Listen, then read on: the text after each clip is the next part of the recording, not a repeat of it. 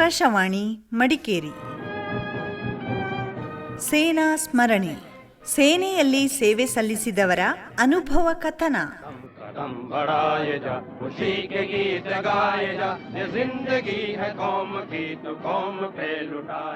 ಕೇಳಿ ಸೇನಾ ಸ್ಮರಣೆ.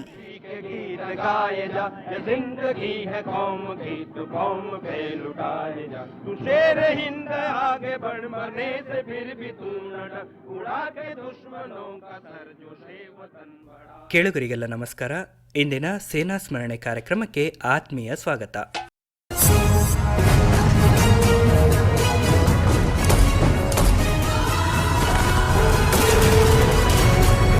ಇಂದು ನಮ್ಮೊಂದಿಗಿದ್ದಾರೆ ಮಡಿಕೇರಿ ತಾಲೂಕು ಅರಪಟ್ಟು ಗ್ರಾಮದ ಕೋಡಿರ ಕುಟ್ಟಪ್ಪ ರಾಜ ಅವರು. ಇವರನ್ನ ಕಾರ್ಯಕ್ರಮಕ್ಕೆ ಸ್ವಾಗತವನ್ನ ಕೋರುವ. ನಮಸ್ಕಾರ ಕುಟ್ಟಪ್ಪ ಅವರೇ. ನಮಸ್ಕಾರ ಸರ್. ಮೊದಲಿಗೆ ನಿಮ್ಮ ಬಾಲ್ಯ ಜೀವನದ ಕುರಿತು ಹೇಳಿ. ಸರ್, ನಂದು ಬಾಲ್ಯ ಜೀವನ ಅಂದ್ರೆ ನಂದು ಪ್ರೈಮರಿ ಸ್ಕೂಲ್ ಇಲ್ಲಿ ಕಡಂಗದಲ್ಲಿ ಮುಗಿಸಿದೆ.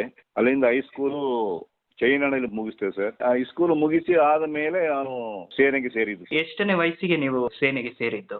18 ವಯಸ್ಸಿಗೆ ಸೇರಿದೆ ಸರ್. ನಿಮ್ಮ ಆಯ್ಕೆ ಪ್ರಕ್ರಿಯೆ ಎಲ್ಲಿ ನಡೆಯಿತು? ನಂದು ಮೊದಲು ಮಡಿಕೇರಿಯಲ್ಲಿ ನಡೆಯಿತು ಸರ್, IB. ಅಲ್ಲಿಂದ ಬೆಂಗಳೂರಲ್ಲಿ ರಿಕ್ರೂಟ್ಮೆಂಟ್ ಆಫೀಸಿಗೆ ಅಲ್ಲಿ ಕರೆದ್ರು. ಅಲ್ಲಿ ನಾನು ಸೆಲೆಕ್ಷನ್ ಆಗಿದ್ದು ಸರ್. ಆಯ್ಕೆ ಪ್ರಕ್ರಿಯೆಯಲ್ಲಿ ಯಾವ್ಯಾವ ರೀತಿಯಾದಂತಹ ಪರೀಕ್ಷೆಗಳಿತ್ತು? ಅದನ್ನ ಯಾವ ರೀತಿಯಲ್ಲಿ ಎದುರಿಸಬೇಕಾಯ್ತು? ನಮ್ದು ಫಿಸಿಕಲ್ ಟೆಸ್ಟ್ ಇತ್ತು ಸರ್. ಓಡುವುದು, ಜಂಪಿಂಗ್, ಅದು ಎರಡು ಆವಾಗಿಂದು ಮುಖ್ಯವಾಗಿ ನಾವು ಬೇಕಾಗಿದೆ ಅದೇ ರನ್ನಿಂಗ್ ಅಂಡ್ ಜಂಪಿಂಗ್. ಅದು ಆದ ಮೇಲೆ ನಮ್ದು ಮೆಡಿಕಲ್ ಸರ್. ಮೆಡಿಕಲ್ ಟೆಸ್ಟ್ ನಲ್ಲಿ ಪಾಸ್ ಆದ ಮೇಲೆ ನಮ್ಮ ರಿಟರ್ನ್ ಟೆಸ್ಟ್ ಇಡ್ತಾರೆ. ಆ ರಿಟರ್ನ್ ಅಲ್ಲೂ ಪಾಸ್ ಆಗ್ಬೇಕು. 3 ಟೆಸ್ಟ್ ಇರ್ತದೆ ಸರ್ ನಮ್ದು ಮಿಲಿಟರಿ ಸೇರ್ಬೇಕಾದ್ರೆ. ಮೆಡಿಕಲ್ ಟೆಸ್ಟ್ ನಮ್ದು ಕಮಾಂಡ್ ಹಾಸ್ಪಿಟಲ್ ಮಾಡಿದ್ರು. ಅಲ್ಲಿಂದ ನಾನು MEGಗೆ ಸೆಲೆಕ್ಷನ್ ಆಗಿದೆ ಸರ್. ಮಡ್ರಾಸ್ ಇಂಜಿನಿಯರಿಂಗ್ ಗ್ರೂಪ್, ಅದು ಬೆಂಗಳೂರಲ್ಲಿ ಇದೆ ಟ್ರೈನಿಂಗ್ ಸೆಂಟರ್. 1979 ಜನವರಿಲಿ ಸೇರಿದೆ ಸರ್ ಮಿಲಿಟರಿಗೆ. ನಾನು ಬೆಂಗಳೂರಲ್ಲೇ ನಾನು ಆಯ್ಕೆ ಆಗಿದ್ದು. 2 ವರ್ಷ ಟ್ರೈನಿಂಗ್ ನಂದು ಬೆಂಗಳೂರಲ್ಲೇ ಆಯ್ತು. ಅಲ್ಲಿ ಯಾವ್ಯಾವ ರೀತಿಯಾದಂತಹ ಪರೀಕ್ಷೆಗಳು ಇತ್ತು? ಯಾವ ರೀತಿಯಲ್ಲಿ ಆ ಪರೀಕ್ಷೆಗಳನ್ನ ಎದುರಿಸ್ತಿದ್ವಿ? ಅಂದ್ರೆ 6 ತಿಂಗಳು ನಮ್ದು ಬೇಸಿಕ್ ಟ್ರೈನಿಂಗ್ ಇರ್ತದೆ. ಬೇಸಿಕ್ ಟ್ರೈನಿಂಗ್ ಅಂದ್ರೆ ನಮ್ದು ಪೂರ್ತಿ ಫಿಸಿಕಲ್, ನಮ್ದು ವ್ಯಾಯಾಮಕ್ಕೆ ಸಂಬಂಧಪಟ್ಟಿದ್ದು, ಡಿಸಿಪ್ಲಿನ್ ಅಂದ್ರೆ ಡ್ರಿಲ್ಲಿಗೆ ಸಂಬಂಧಪಟ್ಟಿದ್ದು, ಫೈರಿಂಗ್ ಸಂಬಂಧಪಟ್ಟಿದ್ದು. ಇದು 3 ಟ್ರೈನಿಂಗ್ ನಮ್ದು ಬೇಸಿ ಇದರಲ್ಲಿ 6 ತಿಂಗಳಿಗೆ ಮುಗೀತದೆ ಸರ್. 6 ತಿಂಗಳು ಮುಗಿದ ಮೇಲೆ ನಮ್ದು ಫೀಲ್ಡ್ ಇಂಜಿನಿಯರಿಂಗ್ ಟ್ರೈನಿಂಗ್ ಬರ್ತದೆ. ಅದು ನಮ್ದು ಬ್ರಿಡ್ಜಿಂಗ್ ಟ್ರೈನಿಂಗ್. ಆ ಬ್ರಿಡ್ಜಿಂಗ್ ಟ್ರೈನಿಂಗ್ ಅಲ್ಲಿ ನಮ್ಗೆ ಬ್ರಿಡ್ಜಿ ಹೆಂಗೆ ಹಾಕ್ಬೇಕು, ಯಾವ್ದಾದ್ರು ಒಂದು ನದಿ ದಾಟಬೇಕಾದ್ರೆ ಅಲ್ಲಿ ಸೇತುವೆ ಇರಲ್ಲ, ಆವಾಗ ನಾವಾಗಿ ಅದನ್ನ ಹಾಕಿ ಕೊಡ್ಬೇಕಾಗ್ತದೆ. ನಾವು ಹಾಕಿ ಕೊಟ್ಟ ಮೇಲೆನೆ ಬಾಕಿ ಇರುವ ಟ್ರೂಪ್ಸ್ ಮುಂದೆ ಹೋಗುದು. ಅದಕ್ಕಿರೋ ಟ್ರೈನಿಂಗ್ ಮಾಡ್ಕೊಡ್ತಾರೆ. ಅಲ್ಲಿಂದ ಮೈನ್ಸ್ ಅಂದ್ರೆ ಬಾಂಬು ನಿಷ್ಕ್ರಿಯ ದಳ ಅಂತ ಹೇಳ್ತಾರಲ್ಲ, ಅದ್ರ ಟ್ರೈನಿಂಗ್ ಆಗ್ತದೆ. ಇದು 2 ಟ್ರೈನಿಂಗ್ ನಮ್ಗೆ 6 ತಿಂಗಳು ಆಗ್ತದೆ ಸರ್. ಆ ಟ್ರೈನಿಂಗ್ ಆದ್ಮೇಲೆ ನಮ್ದು ಟ್ರೇಡ್ ವರ್ಕ್ ಕೊಡ್ತಾರೆ. ನಮ್ದು ಟ್ರೇಡ್ ವರ್ಕ್ ನಮಗೆ ಅದೊಂದು ವರ್ಷ ಇರ್ತದೆ. ಆ ಟ್ರೇಡ್ ವರ್ಕ್ ಮುಗಿದ ಮೇಲೆ ಇವಾಗ ನಾವು basic training, field engineering training, ಆಮೇಲೆ ಟ್ರೇಡ್ ವರ್ಕ್ ಟ್ರೈನಿಂಗು, ಇದು 3 ನಮಗೆ ಒಂದು 3 ತಿಂಗಳು ಅದು ಎಗೇನ್ ಇನ್ನು ಟ್ರೈನಿಂಗ್ ಇರ್ತದೆ. ಅಂದ್ರೆ ನಾವು ಯಾವ ರೀತಿಯಲ್ಲಿ ನಾವು ಟ್ರೈನಿಂಗ್ ಮಾಡಿದೀವಿ ಅದರ ಪರ್ಫಾರ್ಮೆನ್ಸ್ ತೋರಿಸಬೇಕಾಗ್ತದೆ. ಅದು 3 ತಿಂಗಳು ಅದು ಹಂಗೆ ನಡೀತದೆ. ನಮ್ದು ಟೋಟಲ್ ಅಂದ್ರೆ ಒಂದು 2 ರಿಂದ 2.5 ವರ್ಷ ತನಕ ನಮ್ದು ಟ್ರೈನಿಂಗ್ ಪೀರಿಯಡ್ ಅಲ್ಲಿ ಆಗ್ಬಿಡ್ತದೆ. ಸಾಧಾರಣ ಇಂಡಿಯನ್ ಆರ್ಮಿಯಲ್ಲಿ ನಮ್ಮಷ್ಟೊಂದು ಕಠಿಣ ಟ್ರೈನಿಂಗ್ ಎಲ್ಲಿ ಇರಲ್ಲ. ಅಂದ್ರೆ ತುಂಬಾ ನಮ್ದು ಅಷ್ಟೊಂದು ಕಠಿಣವಾಗಿರ್ತದೆ ಟ್ರೈನಿಂಗ್ ಪೀರಿಯಡ್ ನಲ್ಲಿ. ಎಲ್ಲ ಪ್ರತಿಯೊಂದರಲ್ಲೂ. ಮತ್ತೆ ಬಾಕಿ ಅಂದ್ರೆ ಸಾಧಾರಣ ಗನ್ಗೆ ಸಂಬಂಧಪಟ್ಟಿದ್ದು ಇಂಥದ್ರಲ್ಲೇ ಜಾಸ್ತಿ ಹೋಗ್ಬಿಡ್ತದೆ. ಬಟ್ ನಮ್ದು ಹಂಗಲ್ಲ. ನಮ್ದು ಎಲ್ಲ ಮಿಲಿಟರಿಗೆ ಸಂಬಂಧಪಟ್ಟಿದ್ದು ಎಲ್ಲ ಆರ್ಮಿಗೆ ಸಂಬಂಧಪಟ್ಟ ಟ್ರೈನಿಂಗ್ ನಮ್ಮಲ್ಲಿ ಇರ್ತದೆ. ಅದೆಲ್ಲ ಮುಗಿಸ್ಕೊಂಡೇ ನಾವು ಮುಂದಕ್ಕೆ ಹೋಗುದು ಸರ್. ನಾವು ಜಮ್ಮು ಕಾಶ್ಮೀರ ಹೋಗಿದ್ದೆ ಸರ್. ಅಖನೂರು ಅಂತ ನಮ್ದು ಮೇನ್ ಪ್ಲೇಸ್ ಅಖನೂರು. ನಮ್ಗೆ ನಾ ಇಲ್ಲಿಂದ ಟ್ರೈನಿಂಗ್ ಮುಗಿಸಿ ಹೋಗಿದ್ದು ಅಲ್ಲಿಗೇನೆ. ಆದ್ರೆ ಅಲ್ಲಿ ಹೋಗಿದ ತಕ್ಷಣಕ್ಕೆ ನಮಗೆ 1982ರಲ್ಲಿ ನಮಗೆ ಆಪರೇಷನ್ ಬ್ಲೂ ಸ್ಟಾರ್ ಅಂತ ಒಂದು ಬಂದಿತ್ತು. ಪಂಜಾಬ್ನಲ್ಲಿ ಒಂದು ಗಲಾಟೆ ನಡೀತಲ್ಲ, ಆಪರೇಷನ್ ಬ್ಲೂ ಸ್ಟಾರ್. ಅದಕ್ಕೆ ನಾವು ಫಸ್ಟ್ ಭಾಗಿಯಾಗಿದ್ದು ಅಲ್ಲಿಗೇನೆ. ಅಂದ್ರೆ ನಾವು ಹೊಸದಾಗಿ ಹೋಗಿದ್ದು, ಟ್ರೈನಿಂಗ್ ಮುಗಿಸ್ಕೊಂಡು ಹೋಗಿದ್ದು ಹುಡುಗರು ನಮ್ಮನ್ನೇ ಅದಕ್ಕೆ ಹಾಕಿದ್ರು. ಕಾರಣ ಅಂದ್ರೆ ನಮ್ಮದು ಕೆಲಸ ಏನಂದ್ರೆ ನಮ್ದು ಈ ಬಾಂಬು ಎಲ್ಲೆಲ್ಲಿ ಇಟ್ಟಿರ್ತಾರೆ ಆ ಬಾಂಬು ತೆಗೆಯೋ ಕೆಲಸ ನಮ್ದು. ನಾವು ಬಾಂಬು ತೆಗೆದ್ರೆ ನಮ್ದು ಟ್ರೂಪ್ಸ್ ಹೋಗ್ಲಿಕ್ಕೆ ಜಾಗ ಮಾಡಿಕೊಡ್ಬೇಕು ನಾವು.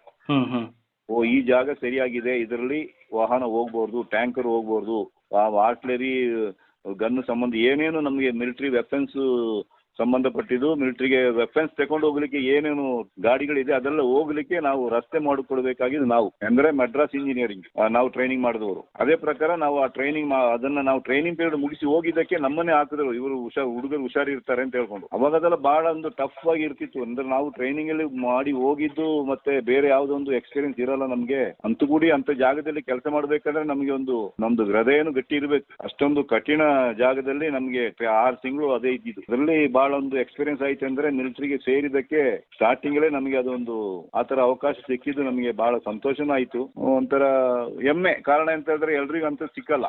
ಹಲವಾರು ಕಠಿಣ ಸನ್ನಿವೇಶಗಳಲ್ಲಿ ತಾವು ಕೆಲಸವನ್ನು ನಿರ್ವಹಿಸಿದ್ರಿ. ಒಂದೆರಡು ಘಟನೆಗಳ ಬಗ್ಗೆ ವಿವರವಾಗಿ ತಿಳಿಸ್ಕೊಡಿ. ಸರಿ, ಇವಾಗ ಇದೇ ನಾನು ಈ ಆಪರೇಷನ್ ಬ್ಲೂ ಸ್ಟಾರ್ ಅಂತ ಹೇಳಿದೆ, ನಮ್ದು ಅಷ್ಟಕ್ಕೆ ಇರಲ್ಲ. ನಾವು ಹಗಲೊತ್ತಿನಲ್ಲಿ ನಾವು ಮೈನ್ಸ್ ಈ ತರ ತೆಗಿಲಿಕ್ಕೆ ಹೋಗ್ತಿದ್ದೀವಿ, ಎಲ್ಲರೂ ಇಟ್ಟಿದ್ದಾರೆ ಚೆಕ್ ಮಾಡ್ಕೊಂಡು. ರಾತ್ರಿ ಹೊತ್ತು ನಾವು ಡ್ಯೂಟಿಗೆ ಪೆಟ್ರೋಲ್ಗೆ ಹೋಗ್ತಿದ್ವಿ. ನಮಗೆ ರೆಸ್ಟ್ ಅಂತ ಹೇಳೋದೇ ಇಲ್ಲ.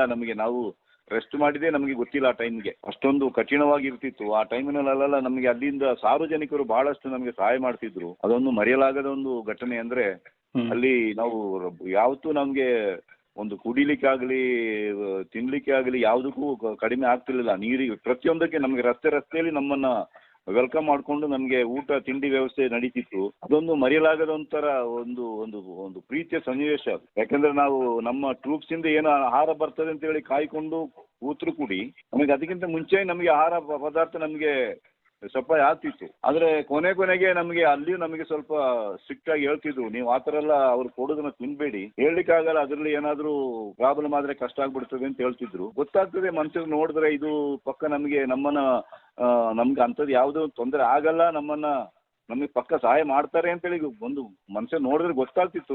ಆ ಪ್ರಕಾರ ನಾವು ಅದನ್ನ ಮುಂದುವರಿಸ್ಕೊಂಡು ಏನೋ ಕೊಟ್ಟಿದ್ದನ್ನು ತಿಂದ್ಕೊಂಡು ಆ ತರ ನಾವು ಟ್ರೈನಿಂಗ್ ಮಾಡ್ತಿದ್ವಿ. ಅದು ತುಂಬಾ ಕಷ್ಟದ ಒಂದು ಪರಿಸ್ಥಿತಿ ಆಗ್ಬಿಡ್ತು ನಮ್ದು. ಅಂದ್ರೆ ಟ್ರೈನಿಂಗ್ ಮುಗಿಸಿ ಹೋಗಿದ್ದೆ ಅವಾಗ ತಾನೆ, ಬಂದು 2 ವರ್ಷ ಆಗಿಲ್ಲ, 2.5 ವರ್ಷದಲ್ಲಿ ನಮ್ಗೆ ಇದೆಲ್ಲ ಬಂದು ಸಿಕ್ಬಿಡ್ತು. ಅವಾಗ ತುಂಬಾ ಒಂಥರ ಹೆದರಿಕೆನೂ ಆಗ್ತಿತ್ತು. ಒಂದು ಕಡೆ ದೇಶ ಸೇವೆಗಿಂತ ಮೇಲಿಂದ ಸೇವೆ ಯಾವ್ದಿಲ್ಲ, ಅದೊಂದು ಒಂದು ಪ್ರೀತಿಯಿಂದ. ಅದು ಅಲ್ಲದೆ ನಮ್ದೆಲ್ಲ ಬ್ಲಡ್ಡೇ ನಮ್ದು ಮಿಲಿಟರಿಯಿಂದನೇ ಬಂದಿದ್ದು. ನಮ್ಮ ದೊಡ್ಡಪ್ಪನವರು ಮಿಲಿಟರಿಲಿ ಇದ್ರು, ನಮ್ಮ ತಂದೆಯವರು ಮಿಲಿಟರಿಲಿ ಇದ್ರು, ಚಿಕ್ಕಪ್ಪನ ಮಗ ಒಬ್ರು ಮಿಲಿಟರಿಲಿ ಇದ್ರು.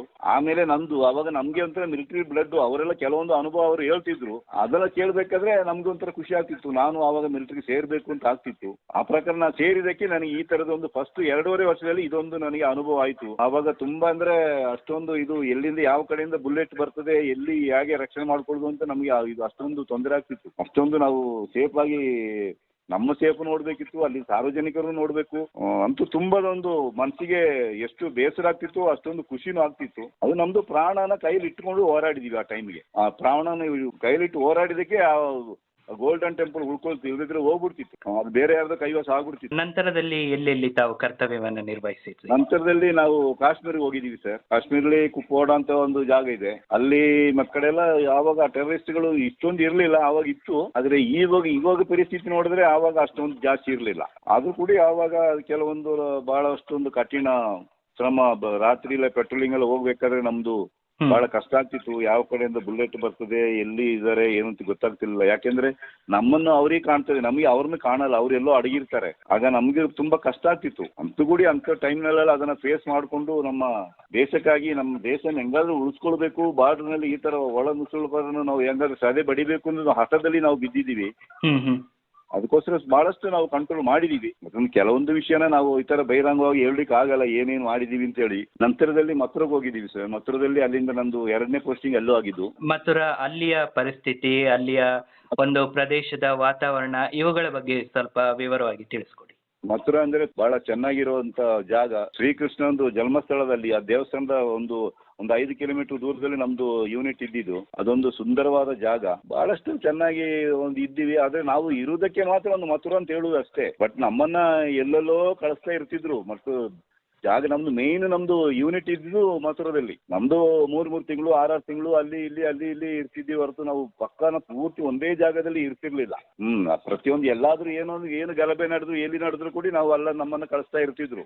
ಒಂದೇ ಕಡೆ ನಾವು ಕೂತು ಸರ್ವಿಸ್ ನಿಂತು ಒಂದೇ ಜಾಗದಲ್ಲಿ ಅಂದ್ರೆ ಉದಾಹರಣೆ ಮಥುರಾದಲ್ಲಿ ಇವಾಗ ನಾವು ಒಂದು 2.5 ವರ್ಷ ಇದ್ದೀವಿ. ಆ 2.5 ವರ್ಷದಲ್ಲಿ ಪೂರ್ತಿಯಾಗಿ ಇರ್ಲಿಲ್ಲ. ಅದೇ ಹೇಳ್ತಿದ್ದೆ. ಆ ಟೈಮಿಗೆ ಇಂದಿರಾ ಗಾಂಧಿದು ಒಂದು ಇನ್ಸಿಡೆಂಟ್ ನಡೆದೋಯ್ತು. ಅವಾಗೆಲ್ಲ ಬಹಳಷ್ಟು ಹಿಂಸೆ ಆಗ್ಬಿಡ್ತು ನಮ್ಗೆ. ನಮ್ಮ ಇಡೀ ನಮ್ಗಂತಲ್ಲ, ನಮ್ಮ ಇಡೀ ಮಿಲಿಟರಿಗಿನೇ ಬಹಳ ಹಿಂಸೆ ಆಗ್ಬಿಡ್ತು. ಪಾಪ ಸರ್ದಾರ್ಗಳನ್ನೆಲ್ಲ ಹಂಗೆ ತಲೆನ ಕಡ್ದು ಅಲ್ಲಿ ಯಮುನಾ ನದಿ ಹತ್ತಿರದಲ್ಲಿ ಇದೆ, ನದಿಗೆ ಎಲ್ಲೋ ಹಾಕ್ತಿದ್ರು. ನಾವು ಒಂದ್ ಕಡೆ ಕೂತು ಅವ್ರನ್ನ ಬರೀ ತಲೆ ಮಾತ್ರ, ಅವರ ಮುಂಡ ಸಿಕ್ತಿರ್ಲಿಲ್ಲ. ಹಂಗೆ ಕಲೆಕ್ಟ್ ಮಾಡ್ಕೊಂಡು ಬಂದು ಅದ್ರ ಯಾರ್ಯಾರು ಕೇಳ್ತಾರೆ ಅವರಿಗೆ ಒಪ್ಪಿಸುತ್ತಿದ್ರು. ಅದಲ್ಲದೆ ಅವರಿಗೆ ಕಂಪ್ಲೀಟ್ ಆ ಕಮ್ಯುನಿಟಿ ಅವರಿಗೆ ನಮ್ಮ ಒಂದೊಂದು ಕಂಪನಿನೇ ಬಿಟ್ಕೊಡ್ತಿದ್ದೀವಿ.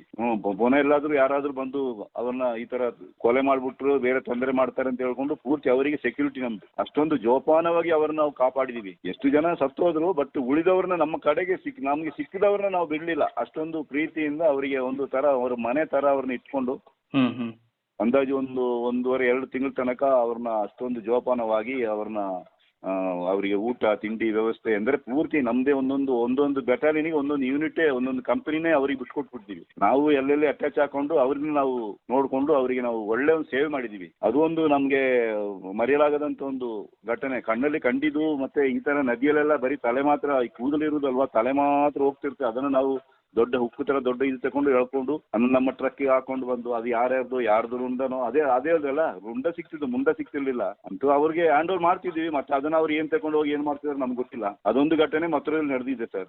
ಅದರಲ್ಲಿ ಇನ್ನೊಂದು ಕುಂಭಮೇಳ ನಡೀತಿದೆ ನಮ್ದು. ಕುಂಭಮೇಳ ನಡೆದ್ರೆ ಅದರಲ್ಲಿ ಬಹಳಷ್ಟು ನಮ್ದೇ ಕೆಲಸ. ನಮ್ದು ಮೆಡ್ರಾಸ್ ಇಂಜಿನಿಯರಿಂಗ್ ಗ್ರೂಪಿಂಗ್ ಸಂಬಂಧಪಟ್ಟವ್ರದ್ದೇ ಅದು ಮಾಡ್ತಾ ಇರೋದು. ಬ್ರಿಡ್ಜಿಂಗ್ ಟ್ರೈನಿಂಗ್, ಬ್ರಿಡ್ಜ್ ಹಾಕ್ಬಿಟ್ಟು ದೊಡ್ಡ ಮೇಳ ನಡೀತಿತ್ತು. ಆವಾಗ ನಮ್ದು ಬಹಳಷ್ಟು ಪಾತ್ರ ಇರ್ತದೆ. ಬ್ರಿಡ್ಜ್ ಹಾಕುದು ಒಂದು ಅಲ್ಲದೆ ಅದರ ಸುತ್ತಮುತ್ತ ಪೂರ್ತಿ ಸೆಕ್ಯೂರಿಟಿ ಪೂರ್ತಿ ನಮ್ದೇನೆ. ಅವಾಗಲೂ ಅಷ್ಟೇ ಪೂರ್ತಿ ಎಲ್ಲೋದ್ರು ನಮ್ದು ಬಾಂಬ್ ತೆಗೆಯೋದೆ, ಬಾಂಬ್ ಎಲ್ಲಿ ಇದೆ ಏನು ಅಂತೇಳಿ ನೋಡೋದು ಕೆಲಸ ನಮ್ದು ಜಾಸ್ತಿ ಬರೋದು. ಅಷ್ಟೊಂದು ಅಪಾಯಕಾರಿ ಕೆಲಸನೇ ನಮ್ದು ಪೂರ್ತಿ ಸರ್ವಿಸಲ್ಲೆಲ್ಲ ಮಾಡ್ಕೊಂಡು ಬಂದಿದ್ದು ಸರ್. ಈ ರೀತಿ ಕಣ್ಣಿನಿಂದ ಹಲವಾರು ಸಾವು ನೋವುಗಳ ಸನ್ನಿವೇಶವನ್ನ ನೋಡಿದ್ರಿ. ನಿಮಗೆ ಸೇನೆಯಲ್ಲಿ ಇದ್ದಂತ ಸಂದರ್ಭದಲ್ಲಿ ಇಂಥ ಸಾವು ನೋವುಗಳನ್ನ ನೋಡಿದಾಗ ಸೇನೆಗೆ ಯಾಕಾದ್ರೂ ಬಂದೆ ಅಂತ ಯಾವತ್ತಾದ್ರೂ ಅನ್ಸಿದ್ದಿದೆಯಾ? ನಾನು ಯಾವ ತರ ಅನ್ಸಲಿಲ್ಲ ಸರ್. ಯಾಕೆಂದ್ರೆ ಅದು ನಾನು ಹೇಳ್ದಲ್ವ, ನಮ್ಮ ದೊಡ್ಡಪ್ಪ, ನಮ್ಮ ತಂದೆ, ನಮ್ಮ ಒಬ್ಬ ಕಸಿನ್ ಬ್ರದರು ಇವರೆಲ್ಲ ಮಿಲಿಟರಿ ಇದ್ರಲ್ಲ, ಅದಕ್ಕೋಸ್ಕರ ನನಗೆ ಅಷ್ಟೊಂದು ಆ ಥರ ಸನ್ನಿವೇಶ ಬಂದಿಲ್ಲ. ಯಾಕೆ ಸೇರಿದಂತೆ ಬಂದಿಲ್ಲ. ನಾವು ಸೇರಿದ ಮೇಲೆ ಏನಾದರೂ ಒಂದು ಸಾಧಿಸಬೇಕು ಅಂತ ಮನಸ್ಸಿಗೆ ಆಗ್ತಿತ್ತು. ಅದಕ್ಕೆ ನನಗೆ ಬಹಳಷ್ಟೊಂದು ಖುಷಿ ಆಗ್ತಿತ್ತು. ಖುಷಿನಲ್ಲ, ಒಂಥರ ನನಗೆ ಬೇಸರ ಅಂತ ಆಗಿಲ್ಲ ನನಗೆ. ಯಾಕೆ ಸೇರಿದಂತೆ ಯಾವತ್ತೂ ಆಗಿಲ್ಲ. ಮತ್ತೆ ತುಂಬಾ ಕಷ್ಟಪಡ್ಬೇಕಾದ್ರೆ ಆಗ್ತಿತ್ತು. ಮುಖ್ಯವಾಗಿ ಅಂದ್ರೆ ನಾವು ಎಲ್ಲೆಲ್ಲೋ ಇರ್ತಿದೀವಿ.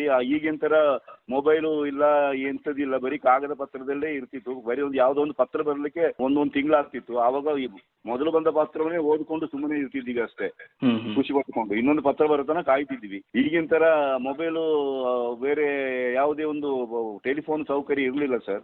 ಅದೊಂದು ಮಾತ್ರ ತುಂಬಾ ಬೇಸರದ ವಿಷಯ. ಅಂದ್ರೆ ಅದೊಂದು ತರ ಒಂದೊಂದು ತಿಂಗಳ ತನಕ ಕಾಯುವ ಪರಿಸ್ಥಿತಿ ಬರ್ತಿತ್ತು.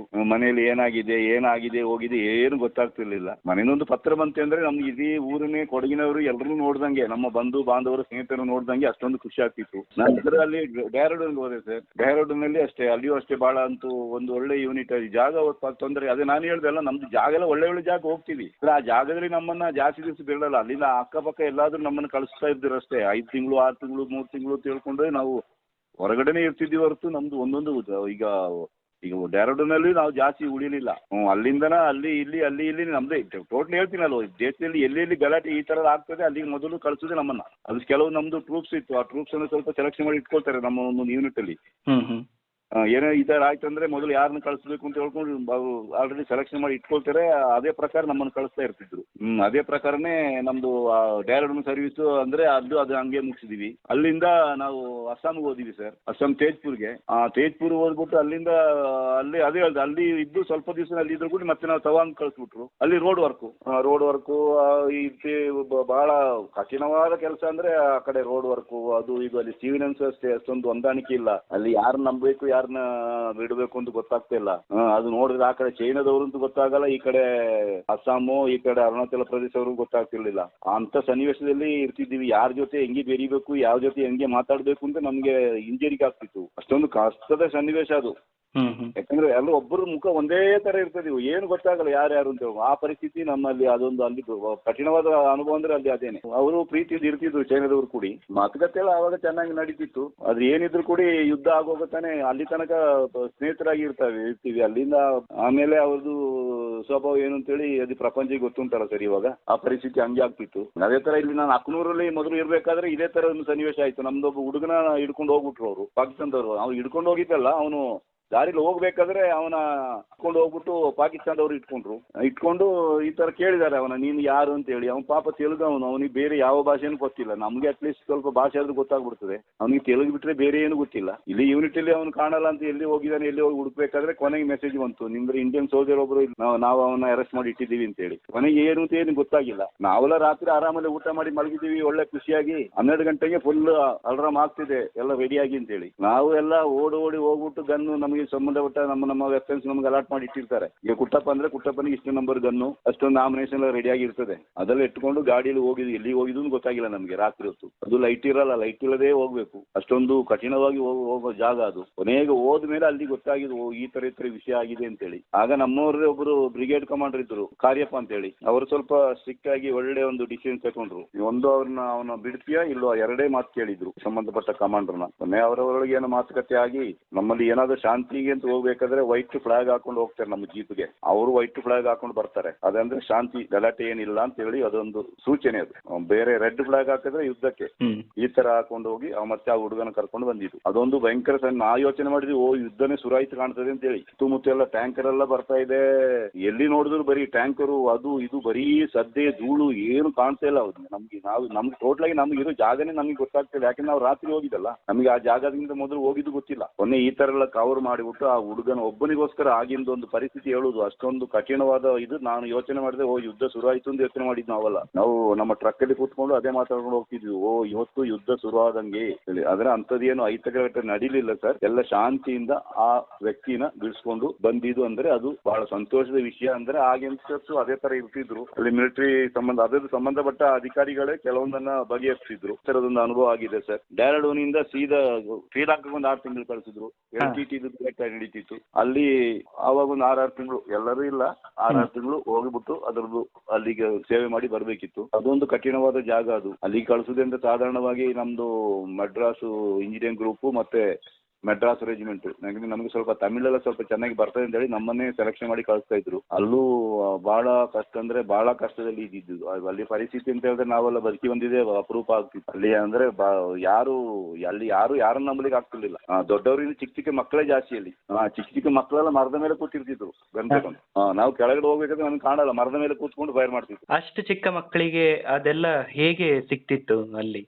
ಚಿಕ್ಕ ಮಕ್ಕಳಿಗೆ ಅಂದ್ರೆ LTT ಅವರು ಆ ತರ ಅವರಿಗೆ ಟ್ರೈನಿಂಗ್ ಕೊಡ್ತಿದ್ರು. ಅವರಿಗೆ ಈಗ ನಮಗೆ ಈ ಕ್ಯಾಟ್ರಿಬಿಲ್ ನಾವು ಟ್ರೈನಿಂಗ್ ಕೊಡಲ್ವ ಚಿಕ್ಕ ಮಕ್ಕಳಿಗೆ ನಮ್ಮ ಮನೆಯಲ್ಲಿ, ಆ ಪ್ರಕಾರ ಅವರಿಗೆ ಗನ್ನು ಟ್ರೈನಿಂಗ್ ಕೊಡ್ತಾ ಇದ್ರು.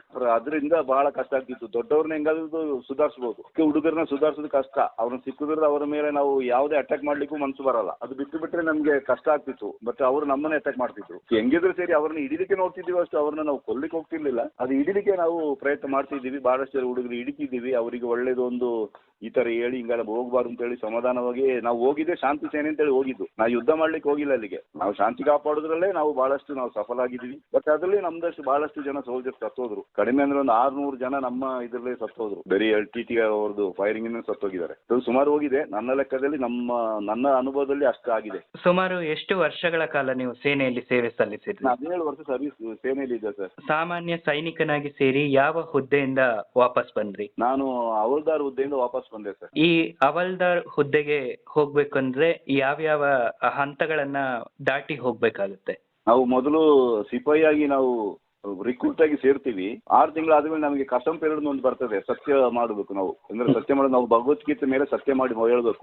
ಅದು ಪ್ರಮಾಣ ಮಾಡಿದ ಮೇಲೆ ನಾವು ಸಿಪಾಯಿ ಆಗ್ತೀವಿ. ಸಿಪಾಯಿ ಆದ್ಮೇಲೆ ಲ್ಯಾನ್ಸ್ ನಾಯಕ್ ಆಗ್ತೀವಿ. ಲ್ಯಾನ್ಸ್ ನಾಯಕಿಂದ ಹವಲ್ದಾರ್. ಇಷ್ಟು ಹುದ್ದೆಯನ್ನ 3 ಹುದ್ದೆ ಕ್ರಾಸ್ ಮಾಡಿದ್ಮೇಲೆ ನಮಗೆ ಒಂದು ಹವಲ್ದಾರ್ ಆಗುದು ನಾವು. ಹವಲ್ದಾರ್ ಹುದ್ದೆಯಲ್ಲಿ ಇರುವಂತವರಿಗೆ ಯಾವ್ಯಾವ ಜವಾಬ್ದಾರಿಗಳು ಇರ್ತದೆ? ಹವಲ್ದಾರ್ ಅಂದ್ರೆ ಒಂದು ಸೀನಿಯರ್ ಹವಲ್ದಾರ್ ಅಂದ್ರೆ ಇಡೀ ಒಂದು ಕಂಪನಿಗೆ ನಾವು ಹವಲ್ದಾರ್ ಮೇಜರ್ ಆಗಿ ಕೆಲಸ ಮಾಡ್ಬೇಕಾಗ್ತದೆ ಸರ್. ಅಂದಾಜು ಒಂದು 150-200 ಜನ ಇರ್ತಾರೆ ಒಂದು ಕಂಪನಿಗೆ. ಅವ್ರದ್ದು ಅದಕ್ಕೆ ನಾವು ಸೀನಿಯರ್ ಆಗಿರ್ತೀವಿ. ಇಲ್ಲ ಅಂತ ಹೇಳಿದ್ರೆ ಪ್ಲೋಟೂನ್ ಅಲ್ಲಿ ಅಂದಾಜು ಒಂದು 60 ಜನ ಒಂದೊಂದು ಪ್ಲೋಟೂನ್ ಅಂತ ಇರ್ತಾರೆ. ಅದಕ್ಕೆ ನಾವು ಕಮಾಂಡರ್ ಆಗಿರ್ತೀವಿ. ಕಮಾಂಡರ್ ಅಂದ್ರೆ ಡ್ಯೂಟಿ ಯಾವ ತರ ಮಾಡಿಸ್ಬೇಕು ಅಂತ ಹೇಳ್ಕೊಂಡು ನಾವು ಅವ್ರಿಗೆ ಹೇಳ್ಬೇಕು. ನಮ್ಮ ಕೆಳಗಿನವರಿಗೆ ನಾವು ಹೇಳಿ ಅವ್ರನ್ನ ಡ್ಯೂಟಿ ಮಾಡಿಸ್ಬೇಕು. ನೀವು ಸೇನೆಗೆ ಸೇರುವಂತ ಸಂದರ್ಭದಲ್ಲಿ ನಿಮ್ಮ ಮನೆಯವರ ಸಹಕಾರ ಹೇಗಿತ್ತು? ನಮ್ಮ ಮನೆಯವರ ಸಹಕಾರ ನನಗೆ ತುಂಬಾ ಇತ್ತು ಸರ್. ಅಂದ್ರೆ ನಮ್ಮ ತಂದೆಯವರು ಮಾಜಿ ಸೈನಿಕರಾಗಿರೋದ್ರಿಂದ ನನಗೆ ಬಹಳಷ್ಟು ಉಪದೇಶ ಹೇಳ್ತಿದ್ರು. ಅಲ್ಲಿ ಹೋಗಿ ಯಾವ ರೀತಿ ಇರಬೇಕು, ಯಾವ ರೀತಿ ಟ್ರೈನಿಂಗ್ ಮಾಡಬೇಕು, ಅಲ್ಲಿ ಇರುವಂತ ಸಹೋದ್ಯೋಗಿಗಳ ಜೊತೆ ಹೆಂಗೆ ಬೆರಿಬೇಕು ಅಂತ ಹೇಳ್ಕೊಂಡು ನಮಗೆ ಆಲ್ರೆಡಿ ನನಗೆ ಮೊದಲೇ ಹೇಳ್ತಿದ್ರು. ಅದೊಂದು ಅಂದ್ರೆ ನನ್ನ ಮನೆಯಿಂದ ನನಗೆ ಬೇಡ ಅಂತ ಹೇಳಿ ಹೇಳ್ತಿರ್ಲಿಲ್ಲ. ಅದೇ ಇನ್ನು ಓದು ಅಂತ ಹೇಳ್ತಿದ್ರು. ಇನ್ನು ಸ್ವಲ್ಪ ಓದಿ ಹೋಗು ಅಂತ ಹೇಳಿ. ಅವಾಗ ಓದೋದಕ್ಕಿಂತ ನಮಗೆ ಆಟ ಪಾಠ ಓಟ ಅಂತ ಜಾಸ್ತಿ ಖುಷಿ, ಇಷ್ಟ ಜಾಸ್ತಿ. ಹಂಗೆ ನಾನು ಮುಂದಿನ ವಿದ್ಯಾಭ್ಯಾಸಕ್ಕೆ ಹೋಗೋದೇ ನಾನು ಸೇನೆಗೆ ಸೇರಿದ್ದು. ಇನ್ನು ನೀವು ಸೇನೆಯಲ್ಲಿ ಇದ್ದಂತ ಸಂದರ್ಭದಲ್ಲಿ ಯಾವ್ದಾದ್ರು ಕ್ರೀಡಾಕೂಟಗಳಲ್ಲಿ ಭಾಗವಹಿಸ್ಲಿಕ್ಕೆ ಅವಕಾಶಗಳು ಸಿಕ್ಕಿತ್ತಾ? ಹಾಗೆ ಭಾಗವಹಿಸಿದ್ರೆ ಅವುಗಳ ಬಗ್ಗೆ ಸ್ವಲ್ಪ ವಿಚಾರ ತಿಳಿಸ್ಕೊಡಿ. ಮಿಲಿಟರಿ ಸೇರ್ಬೇಕಾದ್ರೆ ಹಾಕಿಯಿಂದ ನಾವು ಕೊಡಗಿನವರಂದ್ರೆ ಹಾಕಿ ಪ್ರಿಯರ್ ನಾವು. ಹಾಕಿ ತುಂಬಾ ಚೆನ್ನಾಗಿ ಆಡ್ತಿದ್ದೀವಿ. ಆಗ already inter battalion group level ತನಕ ಆಡಿದೀವಿ. ಬಾಕ್ಸಿಂಗ್ ಅಷ್ಟೇ, ಬಾಕ್ಸಿಂಗ್ ಇಂಟರ್ ಬೆಟಾಲಿಯನ್ ತನಕ ಹಾಕಿದ್ದೀವಿ. ಆಮೇಲೆ ನಾನು ಬಾಕ್ಸಿಂಗ್ ಬಿಟ್ಟುಬಿಟ್ಟು ಹಾಕಿಗೆ ಸೇರಿದ್ದು. ಬಟ್ ನಾನು ಎಲ್ಲಾ ತರದ್ದು ಆಟದಲ್ಲಿ ನನಗೆ ಪ್ರತಿಯೊಂದು ಆಟದಲ್ಲಿ ಆಸಕ್ತಿನೂ ಇದೆ, ನನ್ಗೆ ಗೊತ್ತಿದೆ ಅದ್ರ ಕಾನೂನು ಕಾಯ್ದೆ ಏನು ಅಂತ ಎಲ್ಲ ಗೊತ್ತಿದೆ. ಟೋಟಲ್ ಸ್ಪೋರ್ಟ್ಸ್ ಆಲ್ರೌಂಡರ್ ನಾವು. ಇನ್ನು ಸೇನೆಯಲ್ಲಿ ಸೇರಿದಂತವರಿಗೆ ಕೆಲವರಿಗೆ ಶಿಕ್ಷಣದ ಅವಕಾಶಗಳು ಇರ್ತವೆ ಅಂತ ಹೇಳಿದ್ರು. ನೀವು SLC ಮುಗಿಸಿ ಹೋಗಿದ್ರಿ, ಅಲ್ಲಿ ಮುಂದಿನ ಶಿಕ್ಷಣ ಏನಾದ್ರು ಮುಂದುವರಿಸಿದ್ರ? ಇಲ್ಲ ಸರ್, ನಮ್ಗೆ ಅಲ್ಲಿದ್ದ ಮಿಲಿಟರಿಗೆ ಸಂಬಂಧಪಟ್ಟ ಶಿಕ್ಷಣನೇ ಇರ್ತಿತ್ತು. ಅದರ ಮಧ್ಯೆ ನಮ್ಮನ್ನ ಓದಲಿಕ್ಕೆ ನನಗೆ ಬಹಳಷ್ಟು ಅವಕಾಶನೇ ಇತ್ತು. ನಂದು ಮೇಲಾಧಿಕಾರಿಗಳು ನನ್ನ ಬಹಳ ಪ್ರೋತ್ಸಾಹ ಮಾಡಿದ್ದಾರೆ. ಓದು, ನಿನಗೆ ಒಳ್ಳೆ ಫ್ಯೂಚರ್ ಇದೆ, ಓದಿ ಅಂತೇಳಿ. ಬಟ್ ಆವಾಗ ನಮಗೆ ಅಷ್ಟೊಂದು ಇದು ಬಂದಿಲ್ಲ. ನಮ್ದು ಬರೀ ಇದೆ ಟ್ರೈನಿಂಗು ಇಂಥದ್ರಲ್ಲೇ ಆಯ್ತು ಅಲ್ಲದೆ ನನಗೆ ವಿದ್ಯಾಭ್ಯಾಸದ ಬಗ್ಗೆ ನನಗೆ ಜಾಸ್ತಿ ನಾನು ಮುಂದುವರಿಲಿಕ್ಕೆ ನನಗೆ ಮನಸ್ಸೇ ಬಂದಿಲ್ಲ. ಯಾಕಂದ್ರೆ ನಾವು ಮನೆ ಶಾಲೆಯಲ್ಲಿ ಇಲ್ಲಿಂದನೇ ನಾನು ನಮ್ಮ ತಂದೆ ತಾಯಿನೇ ಹೇಳ್ತಿದ್ರು ಇನ್ನು ಓದು ಅಂತೇಳಿ. ಆವಾಗಲೇ ಓದಿರ್ಲಿಲ್ಲ. ಅದು ಅಲ್ಲದೆ ನಾನು ಈ ಶಾಲೆಗೆ ಮಿಲಿಟರಿ ಸೇರೋದಕ್ಕಿಂತ ಸ್ವಲ್ಪ ಒಂದು 2 ತಿಂಗಳ ಮುಂಚೆ ನಮ್ಮ ಫೀಲ್ಡ್ ಮಾರ್ಷಲ್ ಕಾರ್ಯಪಜಿ ಹತ್ರ ಹೋಗಿದ್ದೆ ನಾನು. ನಮ್ಮ ತಂದೆಯವರು ಕರ್ಕೊಂಡು ಹೋಗಿದ್ರು ಮಿಲಿಟರಿಗೆ ಸೇರ್ಲಿಕ್ಕೆ ಏನಾದ್ರು ವ್ಯವಸ್ಥೆ ಮಾಡ್ಬೇಕು ಇವನಿಗೆ ಅಂತೇಳಿ. ಆಗ ಅವರು ನನಗೆ ಒಂದು ಮಾತು ಹೇಳಿದ್ರು, ನೀನು ಸೆಕೆಂಡ್ ಇಯರ್ PUC ಕಂಪ್ಲೀಟ್ ಮಾಡಿ ಬಾ, ನೀನು ಡೈರೆಕ್ಟ್ ನಿನ್ನ ಆಫೀಸರ್ಗೆ ಕಮಿಷನ್ಗೆ ನಾನು ರೆಕಮೆಂಡ್ ಮಾಡ್ತೀನಿ, ನಿಮ್ದು ಒಳ್ಳೆ ಹುಷಾರಿದ್ಯಾ, ಪರ್ಸನಾಲಿಟಿ ಚೆನ್ನಾಗಿದೆ ಅಂತೇಳಿ. ಅವಾಗ ನನಗೆ ಮನಸ್ಸಿಗೆ ಬೇಸರ ಆಯ್ತು. ಅಯ್ಯ, ನಾ ಮುಂದಕ್ಕೆ ಓದುದೇ ಬೇಡ ಅಂತೇಳಿ ನಿಮ್ಮ ಹತ್ರ ಬಂದಿದ್ದು. ನಾ ಈ ತರ ಹೇಳಿದ್ರೆ ಹಾಗೆ ನನ್ನ ಮನಸ್ಸಿಗೆ ಆಯ್ತು. ನಾನು ಹೇಳಿ ತೋರಿಸ್ಕೊಳ್ಳಿಲ್ಲ, ಮನಸ್ಸಿಗೆ ಹಿಂಗ ಆಯ್ತು. ಆದ್ರೆ ಅದೇ ಮಿಲಿಟರಿಯಲ್ಲಿ ತೊಂದರೆ ಇಲ್ಲ. ಮಿಲಿಟರಿಯಲ್ಲಿ ಪಕ್ಕ ಓದೋವರಿಗೆ ಒಳ್ಳೆ ಚಾನ್ಸ್ ಇದೆ, ಓದಿಸ್ತಾರೆ ಅವರು. ಮಿಲಿಟರಿಯಲ್ಲಿ ಯಾವುದಕ್ಕೆ ಅನ್ಯಾಯ ಅಂತೂ ಆಗಲಿಕ್ಕೆ ಬಿಡುವುದಿಲ್ಲ. ನಮಗೆ ಸ್ವಂತ ಇಂಟ್ರೆಸ್ಟ್ ಇರ್ಬೇಕು ಅಷ್ಟೇ. ನಾ ಈ ತರ ಮಾಡ್ತೀನಿ ಅಂತ ಹೇಳಿದ್ರೆ ಬೇಡ ಅಂತ ಹೇಳಲ್ಲ, ಮಾಡು ಅಂತ ಹೇಳ್ತಾರೆ, ಎನ್ಕರೇಜ್ ಮಾಡ್ತಾರೆ, ಇನ್ನು ಮಾಡಪ್ಪ ಮಾಡು ಅಂತ ಹೇಳ್ಕೊಂಡು. ನೀವು ಸೇನೆಯಲ್ಲಿ ಇದ್ದಂತ ಸಂದರ್ಭದಲ್ಲಿ ಅಲ್ಲಿ ಇದ್ದಂತಹ ಶಿಸ್ತಿನ ಕ್ರಮ ಈಗಿನ ಜೀವನದಲ್ಲಿ ಯಾವ ರೀತಿಯಲ್ಲಿ ಅಳವಡಿಸ್ಕೊಂಡಿದ್ದೀರಾ? ಸರ್, ನಾನು ಮಿಲಿಟರಿಯಿಂದ ನಾನು ರಿಟೈರ್ಡ್ ಆಗಿ ಬಂದ ಮೇಲೆ ನಾನು ಸೆಂಟ್ರಲ್ ಗೌರ್ಮೆಂಟ್ ಉದ್ಯೋಗ CMTಗೆ ಸೇರಿದೆ. ಅಲ್ಲಿಂದ ನಾನು ಚೀಫ್ ಸೆಕ್ಯೂರಿಟಿ ಇನ್ಸ್ಪೆಕ್ಟರ್ ಆಗಿ ರಿಟೈರ್ಡ್ ಆದ. ಈಗ 3 ವರ್ಷ ಆಯ್ತು. ನಾನು ಟೋಟಲ್ ಆಗಿ ನಂದು ಯೂನಿಫಾರ್ಮ್ ಸರ್ವಿಸೇ ಆಗಿದೆ. ನಾನು ಮಿಲಿಟರಿಯಲ್ಲಿ ಯಾವ ರೀತಿಯಲ್ಲಿ ನಾನು ಶಿಸ್ತನ್ನು ಇದ್ದೇನೋ ಅದೇ ಶಿಸ್ತನ್ನ ನಾನು ಇಲ್ಲಿ ಬಂದು ಸೇರಿದ ಮೇಲೆ ಇದ್ದೆ. ನಮ್ಮ central machinery technology institute of India ಅಲ್ಲಿ ನಾನು ಇರಬೇಕಾದ್ರೂ ಕೂಡ ಅದೇ ಶಿಸ್ತನ್ನೇ ಪಾಲಿಸಿದೆ. ನನ್ನ ಮನೆಯಲ್ಲಿಯೂ ಹಂಗೆ ಇರ್ತೀನಿ, ನನ್ನ ಸಹೋದ್ಯೋಗಿಗಳಿಗೂ ಅದನ್ನೇ ಹೇಳ್ತಾ ಇರ್ತೀನಿ. Discipline very important. ಈ ಡಿಸಿಪ್ಲೈನ್ ಒಂದು ಇಲ್ಲ ಅಂತ ಹೇಳಿದ್ರೆ ನಾವು ಎಲ್ಲಿ ಮುಂದುವರಿಲಿಕ್ಕೆ ಆಗಲ್ಲ ಅಂತ ಹೇಳ್ಕೊಂಡು ಇರ್ತೀನಿ. ಈಗಿನ ಮಕ್ಕಳು ಅಷ್ಟೊಂದು ನಾವು ಹೇಳೋದನ್ನ ಕೇಳುವಂತ ಪರಿಸ್ಥಿತಿ ಇಲ್ಲ. ಅದೆಲ್ಲ ಒಂದು ಕಾಲ ಇತ್ತು, ಹಿರಿಯರ ಮಾತು ಕೇಳೋದು. ಇವಾಗ ಅಷ್ಟೊಂದು ನಾವು ಹೇಳಿದನ್ನ ಕೇಳ್ತಾರೆ, ಆದ್ರೆ ಅರ್ಧ ಬರ್ಧ ಕೇಳಿ ಬಿಡ್ತಾರೆ ಅಷ್ಟೇ. ಈಗ ಅವರು ಅವ್ರದೇ ಪ್ರಪಂಚದಲ್ಲಿ ಆಗ್ಬಿಡ್ತಾರೆ. ಅವ್ರ ಮೊಬೈಲೇ ಎಲ್ಲ ಆಗ್ಬಿಡ್ತದೆ. ಆ ಪರಿಸ್ಥಿತಿ ಬಂದಿದೆ. ನಮ್ದು ಆವಾಗಿಂದ ಶಿಸ್ತು ಇವತ್ತು ಇದೆ, ಇವತ್ತಿನ ತನಕೂ ಇದೆ. ಅದೇ ಶಿಸ್ತಲ್ಲಿ ನಾನಾಗ್ಲಿ, ನನ್ನ ಜೊತೆಯಲ್ಲಿ ಇರೋರಾಗ್ಲಿ, ನಾನು ಎಲ್ಲಾದ್ರೂ ಮಾತಾಡ್ಬೇಕಾದ್ರಾಗ್ಲಿ, ಯಾವುದೇ ಸಭೆ ಸಮಾರಂಭಕ್ಕೆ ಹೋದ್ರು ಕೂಡ ನಾ ಫಸ್ಟ್ ಮಾತಾಡೋದೇ ಡಿಸಿಪ್ಲಿನ್ ವಿಷಯ. ಆ ಡಿಸಿಪ್ಲಿನ್ ಇದ್ರೆ ನಾವು ಎಲ್ಲಿ ಬೇಕಾದ್ರೆ ಬದುಕಬಹುದು ಅಂತ ಹೇಳಿ. ಇನ್ನು ಈಗಿನ ಯುವಕರು ಸೇನೆಗೆ ಸೇರ್ಲಿಕ್ಕೆ ಇಚ್ಛೆ ಪಡುವಂತವರು ಯಾವ ರೀತಿಯಾದಂತ ಪೂರ್ವ ತಯಾರಿಯನ್ನ ಮಾಡ್ಕೋಬೇಕು ಅಂತ ಹೇಳ್ತೀರಾ? ಈಗಿನ ಪರಿಸ್ಥಿತಿಗೆ ಅವರು ವಿದ್ಯಾಭ್ಯಾಸ ಒಂದು ಬಹಳ ಚೆನ್ನಾಗಿ ಮಾಡ್ತಾರೆ. ನಮ್ಮ ತರ ಅಲ್ಲ. ಇವಾಗ ಎಲ್ಲ ಮ್ಯಾಕ್ಸಿಮಮ್ 99% ಎಲ್ಲ ಗ್ರಾಜುಯೇಷನ್ ಹುಡುಗರೇ ಬರೋದು. ಆದ್ರೆ ಅವರಿಗೆ ಫಿಸಿಕಲ್ ಇರಲ್ಲ. ಓದ್ತಾರೆ, ತಲೆಯಲ್ಲಿ ವಿದ್ಯೆ ಇದೆ, ಆದ್ರೆ ಶರೀರದಲ್ಲಿ ಶಕ್ತಿ ಇಲ್ಲ. ನಾವೆಲ್ಲ 5 ಕಿಲೋಮೀಟರ್ ಓಡೋಂದ್ರೆ ಅವಾಗ ಓಡ್ತಿದ್ದೀವಿ. ಇವಾಗಿನ ಮಕ್ಕಳಿಗೆ 1 ಕಿಲೋಮೀಟರ್ ಓಡೋಂದ್ರೆ 3 ಸಲ ನಿಲ್ತಾರೆ ಮಧ್ಯದಲ್ಲಿ. ಅದಕ್ಕೆ ಅವರಿಗೆಲ್ಲ ಹೇಳ್ತೀವಿ ಈ ತರ ಅಲ್ಲಪ್ಪ, ಈ ತರ ಇರಿ ಅಂತ ಹೇಳಿ. ಆದ್ರೆ ಈಗಿನ ಪರಿಸ್ಥಿತಿಗೆ ನಮ್ಮ ಅಂತ ಕಠಿಣ ಒಂದು ಟ್ರೈನಿಂಗ್ ಏನಾದ್ರು ಇವಾಗ ಈಗಿನ ಮಕ್ಕಳಿಗೆ ಕೊಟ್ಟು ಬಿಟ್ರೆ ಅವರು 1 ತಿಂಗಳು ಟ್ರೈನ್ ಮಾಡಲ್ಲ, ಬಂದು ಬಿಡ್ತಾರೆ. ನಾವು ಮಾಡಿದಂತ ಅರ್ಧ ಭಾಗ ಟ್ರೈನಿಂಗ್ ಇವಾಗಿಲ್ಲ. ಆ ಡಿಸಿಪ್ಲಿನ್ ಇಲ್ಲ, ಆ ಟ್ರೈನಿಂಗು ಇಲ್ಲ. ಈಗಿನ ಮಕ್ಕಳಿಗೆ ವಿದ್ಯಾಭ್ಯಾಸದಲ್ಲಿ ಮಾತ್ರ ಅದೇ ಹೇಳ್ತಾರೆ, ವಿದ್ಯಾಭ್ಯಾಸದಲ್ಲಿ ಬಹಳ ಮುಂದುವರೆದಿದ್ದಾರೆ. ಡಿಸಿಪ್ಲಿನ್ ಅಲ್ಲಿ ಏನಿಲ್ಲ. ಡಿಸಿಪ್ಲಿನ್ ಅಂತ ಹೇಳಿದ್ರೆ ಅವ್ರಿಗೆ ಗೊತ್ತೇ ಇಲ್ಲ ಬಿಡಿ. ನಾವು ಹೇಳಿದ್ರು ಕೂಡ ಅದೇ ಹೇಳ್ದಲ್ಲ, ನಾವು ಒಂದು ಕಿವಿಲಿ ಕೇಳ್ಬಿಟ್ಟು ಇನ್ನೊಂದು ಕಿವಿ ಬಿಡ್ತಾರೆ ಅಷ್ಟೇ. ಇದೇನು ರೋಗ, ಸುಮ್ಮನೆ ಯಾವಾಗನೂ ಡಿಸಿಪ್ಲಿನ್ ಹಂಗೇರು ಹಿಂಗೇರು ಅಂತ ಹೇಳ್ತಾ ಇರ್ತಾರೆ ಅಂತೇಳಿ ಅವ್ರು ಕೆಲವು ಹೇಳುದು ನಾನು ಕೇಳಿದ್ದೀನಿ. ಆದ್ರೆ ಅವ್ರ ಮನಸ್ಸಿಗೆ ಹಿಂಗೆ ಆಗ್ತಾ ಇರ್ತದೆ. ಬಟ್ ಅದರಿಂದ ಪ್ರಯೋಜನ ಆಗುದೇ ಯಾವಾಗಂದ್ರೆ ಅವರಿಗೆ ಸ್ವಂತ ಹೊಡೆತ ಬೀಳಬೇಕಾದ್ರೆ ಅವರಿಗೆ ಪ್ರಯೋಜನ ಅವ್ರಿಗೆ ಗೊತ್ತಾಗ್ತದೆ. ಅವತ್ತು ನಮ್ಮ ಇಂಥ ಒಂದು ವ್ಯಕ್ತಿ ಹೇಳ್ತಿದ್ರು, ನಾವು ಆವಾಗ ಅದನ್ನ ಕೇಳಲಿಲ್ಲ. ಇವಾಗ ನಮ್ಮ ಸ್ಥಿತಿ ಈ ತರ ಇದೆ ಅಂತೇಳಿ ಅವ್ರು ಯೋಚನೆ ಮಾಡೋ ಕಾಲ ಬರ್ತದೆ. ಆದ್ರೆ ಇವತ್ತಿನ ಮಟ್ಟಿಗೆ ಅವ್ರಿಗೆ ಅಂಥದ್ದು ಬರಲ್ಲ. ನನ್ನದೊಂದು ಸಲಹೆ ಇಷ್ಟೇ, ಯಾವುದೇ ಮಕ್ಕಳಾದ್ರೂ ಸರಿ ಒಂದು ಡಿಸಿಪ್ಲಿನ್ ಅಂತೇಳಿ ಅದನ್ನ ಕೀಪ್ ಅಪ್ ಮಾಡಬೇಕು. ಮನೆಯಿಂದ ಬರಬೇಕು, ಅದು ತಂದೆ ತಾಯಿಯಿಂದ ಬರಬೇಕು. ಅಲ್ಲಿಂದ ಮಕ್ಕಳು ಅದು ಹೋಗೋ ಶಾಲೆ, ಅಲ್ಲಿ ಆಟ ಪಾಠ. ಇವಾಗ ಬರೀ ಆಟ ಪಾಠಗಿಂತ ಬರೀ ಓದುದೇ ಜಾಸ್ತಿ ಆಗ್ಬಿಡ್ತೇವೆ. ಮತ್ತು ಅವ್ರು ಎಲ್ಲಿ ಇದೆ ಈಗಿನ ಶಾಲೆಯಲ್ಲಿ ಸರಿಯಾದ ಮೈದಾನ ಕೂಡ ಇಲ್ಲ. ನಮ್ಗೆ ಇಡೀ ಎಕರೆಗಟ್ಟಲೆ ಮೈದಾನ ಇರ್ತಿದ್ದು, ಇಡೀ ಊರು ಕಾಡು ಮೇಡು ಅಂತ ಸುತ್ತಾಡ್ಕೊಂಡಿರ್ತೀವಿ ನಾವು. ಇವಾಗ ಎಲ್ಲಿ ಎಲ್ಲ ಬೆಳಿಗ್ಗೆ 10 ಗಂಟೆಗೆ ಹೋದ್ರೆ ಅವರು ಬರ್ಬೇಕಾದ್ರೆ ಅದೇನೋ ರೆಕ್ಕೆ ಮುರಿದೋದ ಕೋಳಿ ತರ ಬರ್ತಾರೆ. ಅಯ್ಯಪ್ಪ ನಾನು ಯಾಕಪ್ಪ ನಡ್ಕೊಂಡು ಬರ್ತಾ ಇದ್ದೀನಿ, ನನ್ಗೆ ಯಾಕಪ್ಪ ನಾನು ಜೀವದಲ್ಲಿ ಇದ್ದೀನಿ ಅಂತ ಹೇಳ್ಕೊಂಡು ಅದೇ ತರ ಒಂದು ಅವ್ರು ಒಂದೊಂದು ಹೆಜ್ಜೆ ಹಾಕ್ಬೇಕಾದ್ರೆ ಫೀಲಿಂಗ್ ಆಗ್ತದೆ. ಅಷ್ಟೊಂದು ಕಷ್ಟಪಟ್ಟು ಹೆಜ್ಜೆ ಹಾಕೊಂಡು ಮನೆ ಒಂದು ಸೇರ್ತಾರೆ.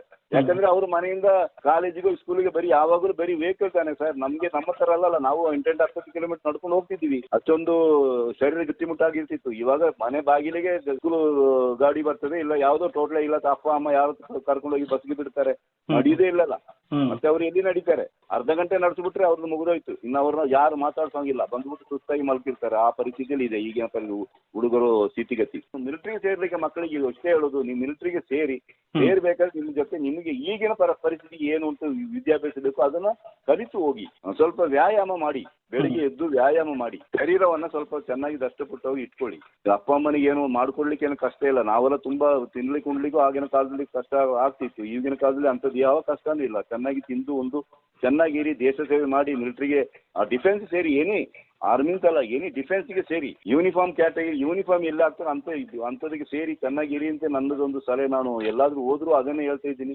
ಎಲ್ಲೋದ್ರೂ ಡಿಸಿಪ್ಲಿನ್ ಕೀಪ್ ಅಪ್ ಮಾಡಿ. ದೇಶಕ್ಕೋಸ್ಕರ ನಾವು ಬದುಕಬೇಕು. ನಮ್ಮನ್ನು ನಂಬಿ ದೇಶ ಇರೋದು. ಆಗ ದೇಶಕ್ಕೆ ನಾವು ಏನಾದ್ರು ಕೊಡ್ಬೇಕಂದ್ರೆ ನಮ್ಮ ಡಿಸಿಪ್ಲಿನ್ ಇಂದ ನಾವು ದೇಶಕ್ಕೆ ಏನಾದ್ರು ಕೊಡ್ಬೋದು. ಅದೊಂದು ನನ್ನ ಮಿಲಿಟರಿಗೆ ಸೇರುವಂತ ಮಕ್ಕಳಿಗೆ ನಂದು ಅದೊಂದು ಸಲಹೆ ಇದೆ. ಎಲ್ಲರನ್ನೂ ಪ್ರೀತಿಸಿ. ನಮಗೆ ಬೇಕಾಗಿದ್ದು ಪ್ರೀತಿ. ಆ ಜಾತಿ ಮತ ಏನು ಬೇಡ ನಮಗೆ ಬೇಕು ದೇಶ ಬೇಕು, ನಾವು ಎಲ್ಲರೂ ಒಂದೇ. ಆ ತರದ ಮನೋಭಾವನೆ ಈಗಿನ ಮಕ್ಕಳಿಗೆ ಪ್ರತಿಯೊಂದು ಶಾಲಾ LKG ಇಂದ ಅಪ್ ಟು ಎಲ್ಲಿ ತನಕ ಡಿಗ್ರಿ ಓದ್ತಾರೆ ಅಲ್ಲಿ ತನಕ ಅದೊಂದು ಶಾಲೆಯಲ್ಲಿ ರೂಢಿಸ್ಕೊಂಡ್ರೆ ಬಹಳ ಒಳ್ಳೆಯದು. ಇನ್ನು ನೀವು ಸೇನೆಗೆ ಸೇರಿದ್ರಿಂದ ನಿಮ್ಮ ಜೀವನದಲ್ಲಿ ಆದಂತ ಉಪಯೋಗಗಳು ಏನೇನು? ಸೇನೆಗೆ ಸೇರಿದ್ದು ಸರ್, ನಂದು ಮನೆಯಲ್ಲಿ ನಮಗೆ ಬಡತನ ಅಷ್ಟೊಂದು ಇರ್ಲಿಲ್ಲ. ಆದ್ರೆ ಸೇನೆಗೆ ಸೇರಿದ ಮೇಲೆ ನಾನು ಆದಷ್ಟು ಅಭಿವೃದ್ಧಿ ಆಗಿದ್ದೀನಿ, ದೇಶ ಸೇವೆನೂ ಮಾಡಿದ್ದೀನಿ. ನನಗೂ ಬಹಳಷ್ಟು ನನಗೂ ಆಗಲಿ ನನ್ನ ಸಂಸಾರಕ್ಕಾಗಲಿ ಅದು ಒಳ್ಳೇದಾಗಿದೆ. ಇವತ್ತು ನಾನು ರಿಟೈರ್ಮೆಂಟ್ ಆಗಿ ಕೂತಿದ್ದು, ನನಗೆ ಪೆನ್ಷನ್ ಬರ್ತಾ ಇದೆ. ನನಗೆ ಅಂಥದ್ದೇನು ಕಷ್ಟ ಕಾಣಲಿಲ್ಲ. ದೇಶ ಸೇವೆ ಮಾಡಿದ್ದಕ್ಕೆ ನನಗೆ ಯಾವುದೇ ಅನ್ಯಾಯ ಆಗಲಿಲ್ಲ.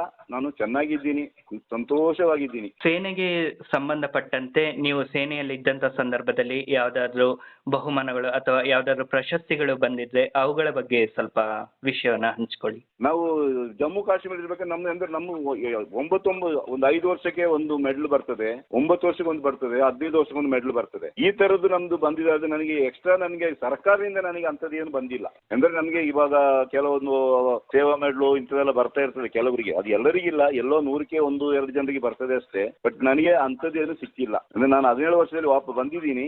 ಅದಕ್ಕಿಂತ ಮೇಲೆ ಮಾಡಿದ್ರೆ ಸಿಕ್ತಿತ್ತೇನೋ ಗೊತ್ತಿಲ್ಲ.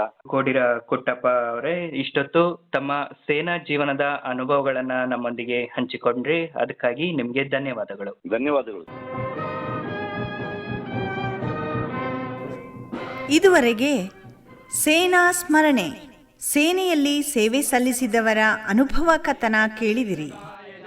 जिंदगी है कौम की तो कौम पे लुटाए जा, कदम कदम बढ़ाए जा। ಕಾರ್ಯಕ್ರಮ ಪ್ರಸ್ತುತಿ ಉಮೇಶ್ DM. जिंदगी है कौम की तो कौम पे लुटाए जा। तू शेर हिंद आगे बढ़, मरने से फिर भी तू न डर, उड़ा के दुश्मनों का सर जो शे वतन बढ़ाए जा। तू शेर हिंद आगे बढ़, मरने से फिर। ಈ ಕಾರ್ಯಕ್ರಮ ಆಕಾಶವಾಣಿ ಮಡಿಕೇರಿ ಕೇಂದ್ರದಿಂದ ಮೂಡಿಬಂತು.